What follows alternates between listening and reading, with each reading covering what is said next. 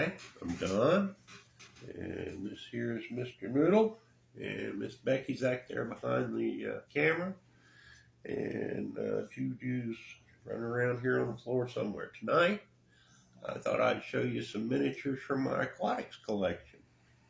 Um, they came off one of the top shelves up there, so Miss Becky had to clean the heck out of them. Over here in the little bitty section, we got a whole bunch of little fish and whatnot. These are mostly reaper miniatures that they came out with over the years.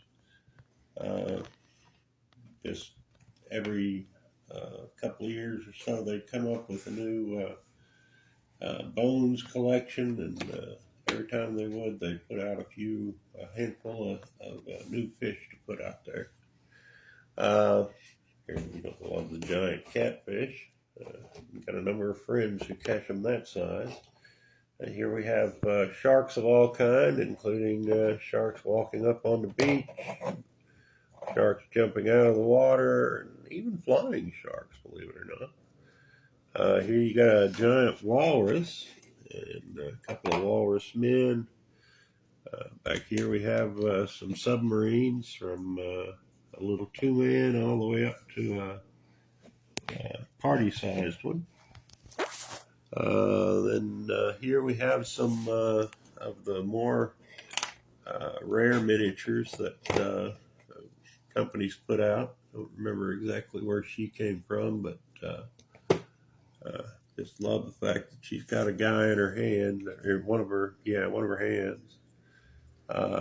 This guy, I believe you can see, he's got actually the Hobbit is controlling the octopus from underneath there. This is a rather interesting take on one of the deep sea men.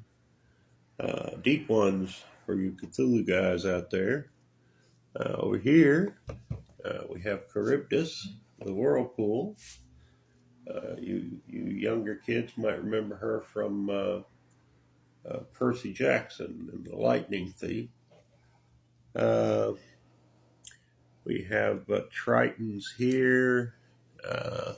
Here we have a number of octopus people. I thought we had several of them together there. I moved them when I washed them, probably. Back here we have a Hagya. Not a Hagya. We have, well, that one's gone completely from my memory.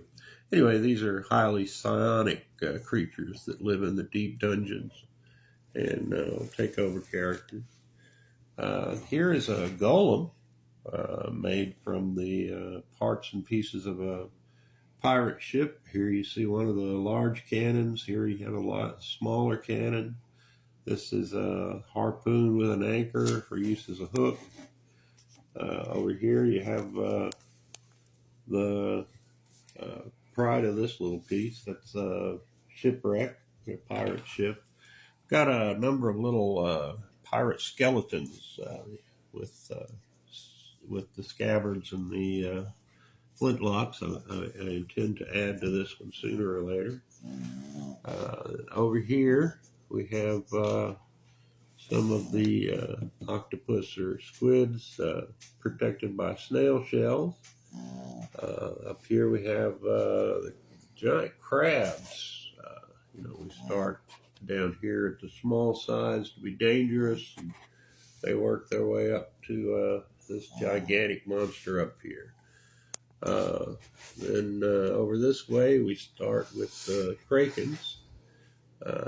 Here we have a relatively small one, and they go on up in size until you get to the giant super kraken. Take down any ship you've got. And here you've got the red Pyre kraken. Pyre, the blood red octopus from the Cthulhu series, from the Meliminean series. And here's a kraken that's just got way too many eyes. I think that might be from one of the Cthulhu series. But over there, you've got a rather serious collection of mermaids and sirens all hanging around a mirror and primping themselves, waiting for some sailors to come along.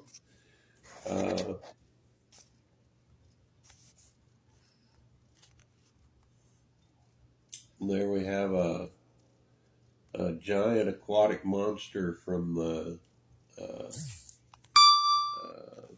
Glorantha series, and you can see the giant buck teeth on her lower jaw there.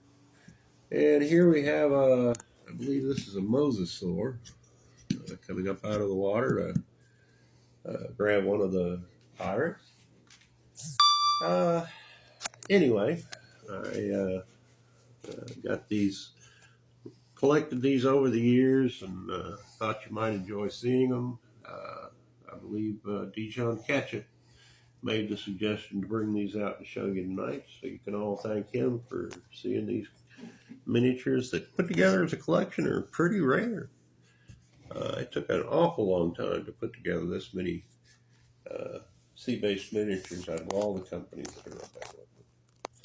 And I hope you've all enjoyed the show tonight, and hopefully we'll get to see you again next week. I've been Don. Take you behind the camera and the puppies.